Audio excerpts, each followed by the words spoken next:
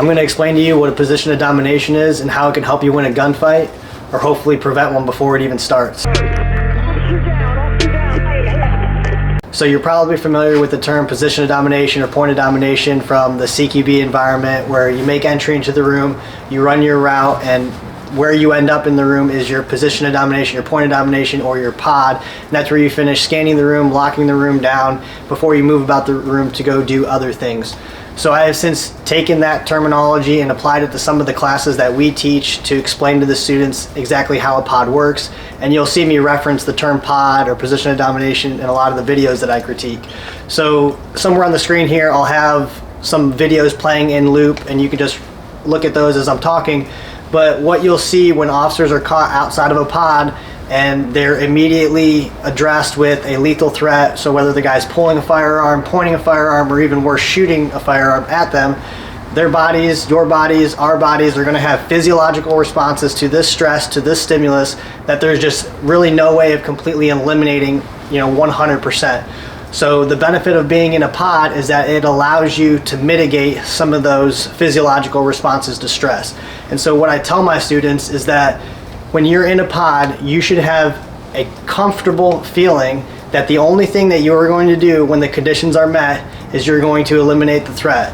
And if the guy has a gun, hopefully it's before he has an opportunity to shoot at you, because even in a pod, if the suspect has an opportunity to engage you, there's a high likelihood you're still going to have some type of reaction, but the pod is going to help you mitigate that reaction. So like you'll see in the videos, the officers are trying to deal with the person, the threat, whatever the case may be, and as soon as the guy pulls a gun, the guy starts shooting, the officer's response is to duck and to move out of the way, and even one of the officers is falling backwards. And what is that causing? That's causing inaccuracies in our shooting. So we're kind of setting ourselves up for failure. And I'm not saying even under all those circumstances they had an opportunity to, but in a lot of the situations that we see, officers do have an opportunity to establish a pod. So a pod is going to take place behind usually a piece of cover. It doesn't really have to be cover necessarily, but it's going to be from a supported position. So when you're in that supported position, though, because you'll see from one of the videos, the nighttime one where the officer is behind the car, he's in a pod, but as soon as the suspect points the firearm at him and shoots, he ducks down. Well, he fires a couple rounds, ducks down, has to come back up and re-engage at that point, right? So that's obviously not ideal, because there's probably like 10 of those rounds or so that never hit the guy until he was ultimately hit. So that's not what we're trying to do. So while you are in a pod and you are in this position and you feel like, yes, I'm going to take care of the threat when the opportunity is there, that's the whole purpose by being in a pod.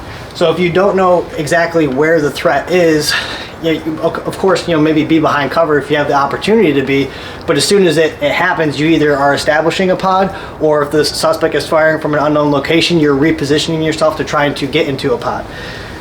So you're in a pod, you're behind a position of cover, you're dealing with a threat who's in front of you, and the only thing that you should be thinking about is meeting the conditions to engage the threat, to eliminate the threat, so that you don't have to worry about the guy shooting at you. And so the only thing that you're going to do when the guy comes out, because you should feel pretty good about this, you should feel pretty good about where you're at. Okay, hey, when he comes out and the opportunity is there, the only thing I'm doing is coming up on the gun, and I'm eliminating the threat. So pod is going to allow you, time, distance. It's going to allow you to make better decisions, and ultimately it's going to keep you from doing things that your body is forcing you to do in those high stress, high stimulus moments. So if you're in a pod and the suspect happens to get a shot off before you do, there's a good chance that your reaction is going to be very minimal. It'll be something similar to like this, or some movement of some type, but hopefully you can, if the opportunity is there, you can still stay in the fight and you can still engage this person.